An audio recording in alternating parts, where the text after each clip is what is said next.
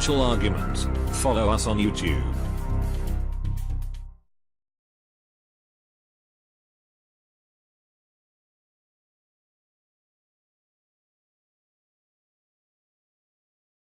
Now, as we watch the stock market hit 22,000 points, maybe 25,000 points, maybe 30,000 points, it really doesn't matter, because when something is manipulated, when the Swiss central bank, when the Japanese bank, when the Fed are manipulating the stock market, it's really absolutely meaningless. And when we look at what is really going on in the economy, we can see that things are breaking down very, very quickly. Now, we talked about the Toronto real estate market before. And what we're seeing right now is that the whole entire market, well, it's starting to fall apart. Now, the Toronto Real Estate Board reported that July home prices in Canada, well, they suffered their biggest monthly drop on record.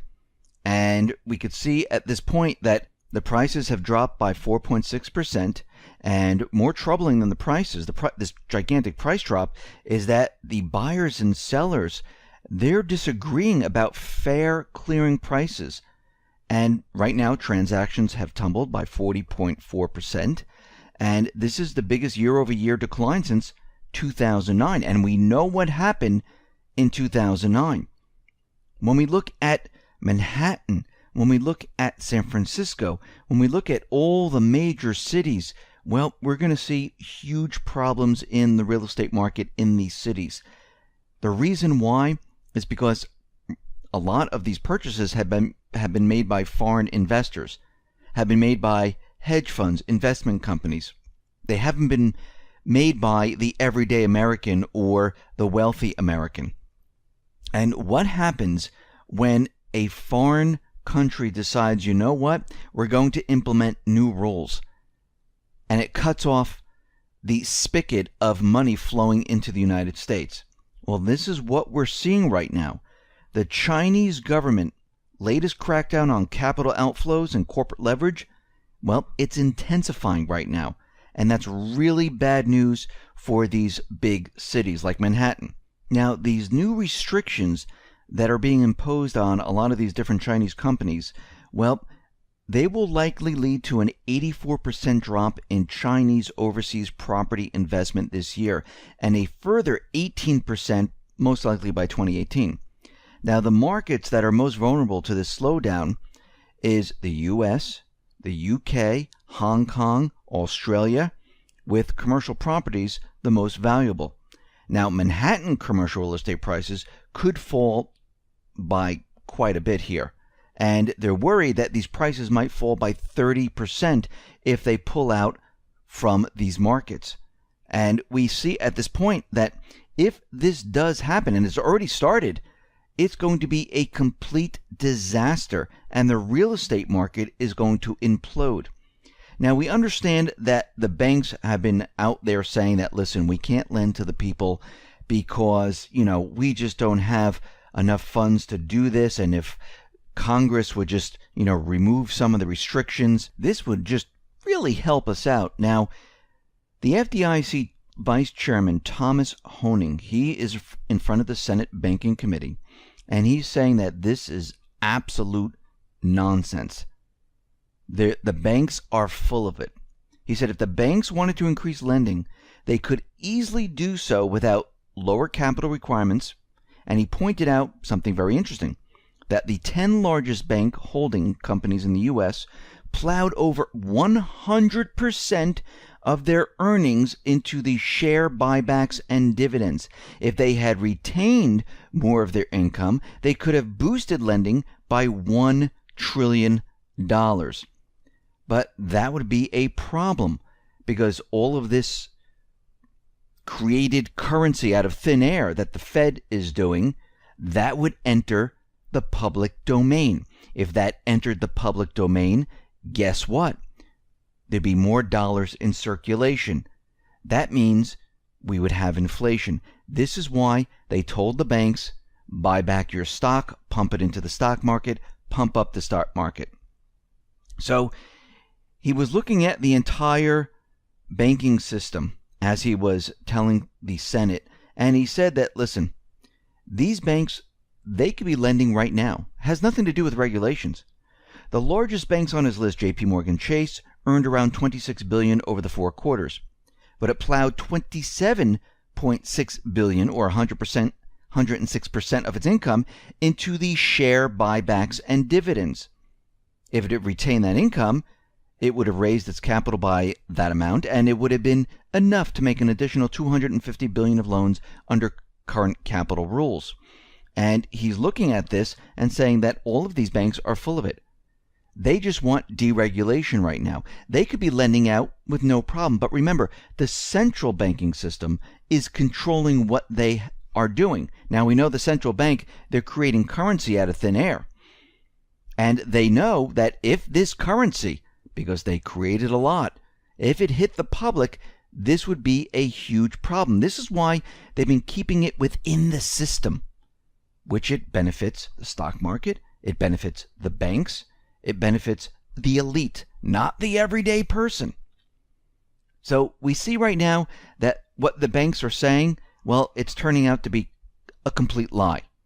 We see that the U.S. services economy, they have crashed to 11-month lows, and we see the ISM, which is the service industry, that has collapsed. New orders are collapsing, and we can see manufacturing is collapsing.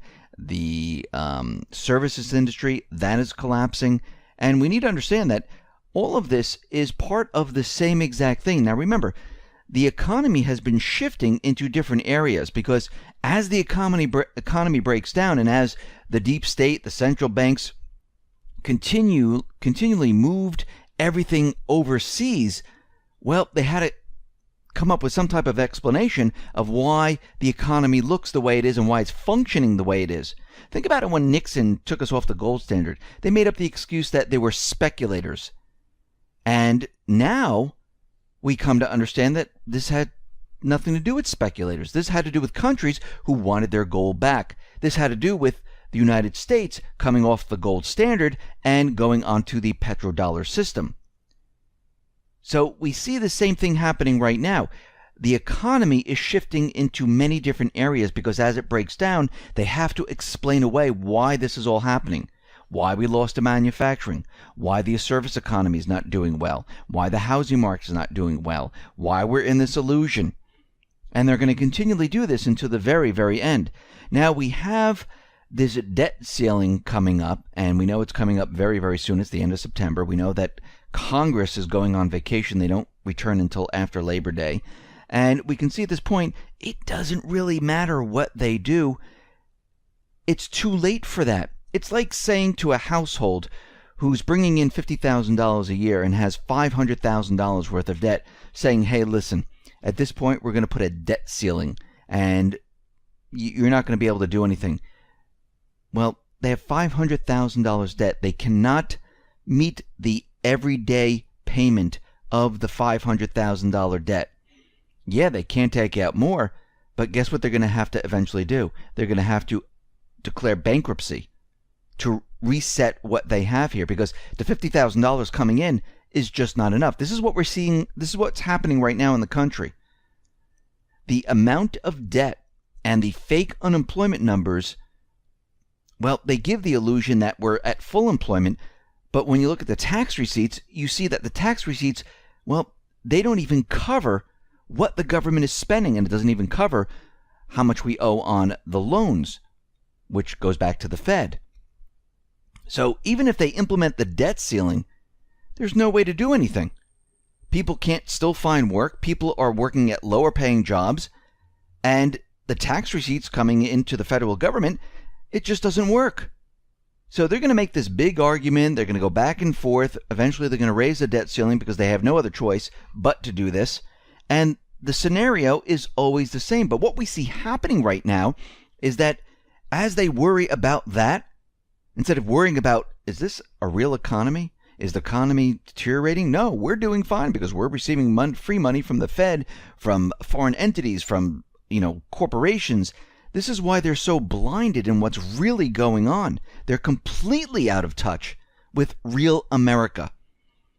And when we look at all these different bubbles, and there's many bubbles all over the place, the student loan bubble, the stock market bubble, the bond bubble, the automobile bubble, we're seeing that the subprime auto loan industry, well, this bubble is starting to pop.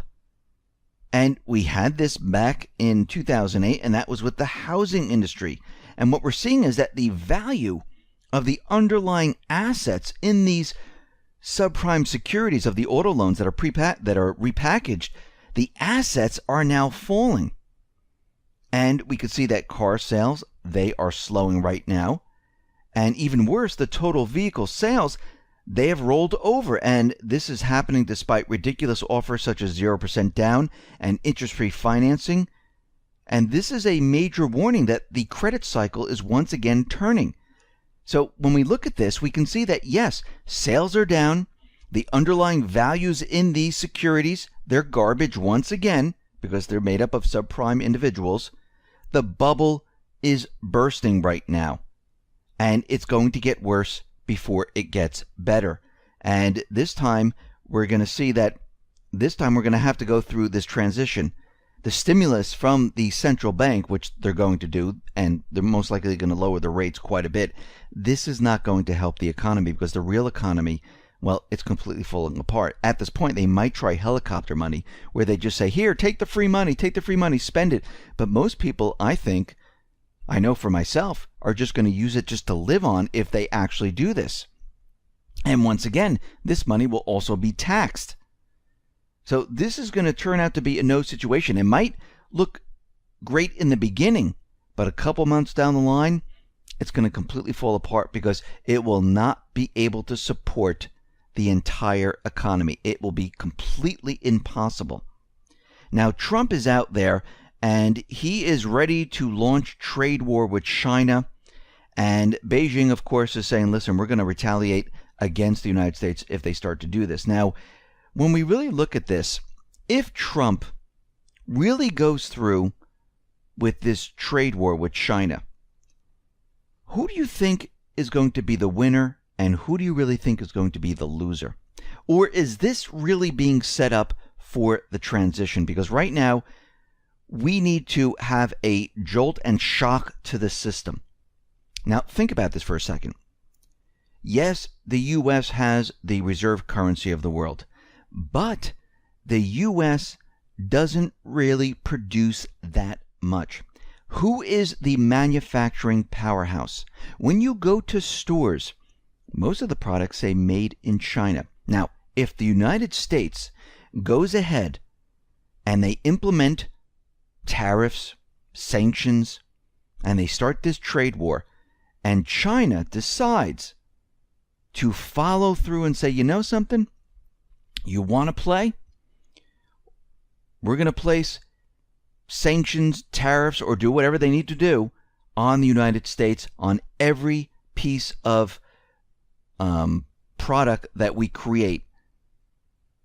Well, all the products that we import, they come to a screeching halt, the majority of them. It's going to hurt the businesses here in the United States. It's not going to hurt China. China has the rest of the world to deliver their manufactured products. Yes, they might slow a little bit, but you think Walmart's going to do well? Nope, a lot of people out of work. You think Kmart's going to do well? Well, they're already doing poorly. How about all the other chain stores? When you look at the tag, most of it is made right there. It's going to hurt the retail industry. We consume right now. We don't produce. China produces. They can outlast the United States in this war. Now, I think Trump understands this. And I think what he's trying to do at this point is he's trying to jolt the system and bring back manufacturing, because eventually this is going to happen.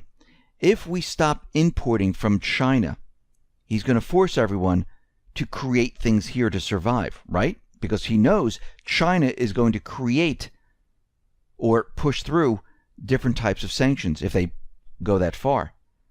And the United States at that point has no other choice but to start producing. Because one way or another, I mean, this economy is not going to last. We've already seen all the red flags. We've seen all the signs, and it's going to be a complete disaster. And when it does hit, and we have no manufacturing here, I mean, he tried to make deals with different corporations, but they're going to those countries that have hardly any regulations. They're going to those countries that have tax benefits. They're going to those countries that are giving them other benefits. And the United States has nothing to offer right now. This is why all these companies left. Actually, this was created by the central bank, the deep state, and it pretty much forced all these countries, all these companies out of the country. Now, this was being done on purpose because what their plan was for the future was to have this one world type of system where all the countries were the same. And to bring the United States down to a certain level, they had to get rid of a lot of manufacturing. And this is what they've been in the process of doing. Now we're trying to reverse this at the last moment. And this is going to be a little difficult. And a lot of people don't understand what is going on because they've been, in the dark all this time. They think the economy is fantastic. The stock market's going up. This will last forever. A lot of people thought this in 2008 when they were owning 2, 3, 4 homes. They said this party's never going to end. We're going to hold on to these houses. We're going to become very, very wealthy because the housing prices are going to continually move up and up and up. A lot of people thought this. They thought flipping was never going to end. I'll never get hurt with this because real estate always goes up. Everything fell apart. The same thing is happening right now. The difference is there needs to be a transition because when this system falls apart this time, there's not going to be stimulus that's going to help the economy. The lower interest rates are not going to help because they've already done the damage. The real economy is reeling right now, and there's nothing they can do to fix it. Yeah, they can pump the banks up. They can pretend the stock market's up to 100,000 points. It really is meaningless at the point if the rest of the country can't do anything. So we all need to be ready. We know the transition's coming, and it's quietly being done right now. It might not be obvious to many people, but all of these things need to be done. And of course, the deep state, what they're doing is they're trying to stop it at every turn. They don't want this to happen. And this is why you see everything. This is why you see this battle being fought right in front of us. This is why it's all over the corporate media. This is why when Trump tries to do something, they try to block him. This is why they make it seem like it's not that good. And I'm not saying that Trump is a savior. He is there for a specific reason, to transition the entire system into something completely new. That is it. He's not there to do anything else. They already understand how bad the system is. Think about it. We had two choices here. They needed an outsider. I know a lot of people think that he's an insider, but there's no way that he is an insider at all. They wouldn't be fighting him this much. It wouldn't be necessary. Did they fight Obama? Did they fight Bush? Did they fight Clinton? No. I mean, if Clinton was elected, we'd be in war right now. TPP would be passed. The entire system would be a nightmare. And we would be a third world country. We'd be in war. And when we come out of war, the whole system would be nothing that we would want. The manufacturing that they actually brought back here under the TPP, well, other individuals from other countries would be able to work here in the United States at the rate of pay that they were being paid in their country. So the American worker would have to compete with those workers, which would be completely impossible. And we see that that plan, that wouldn't have worked out well for everyone here in America. It would have worked out well for the elite. It would have worked well out for the central bankers. It would have worked well for their plan. So they brought Trump in. They needed him. He understands bankruptcy. He understands restructuring. He understands transition. He's a businessman. And this is why he's trying to undo everything that has been done. A lot of people don't see it that way, but that is what is trying to be done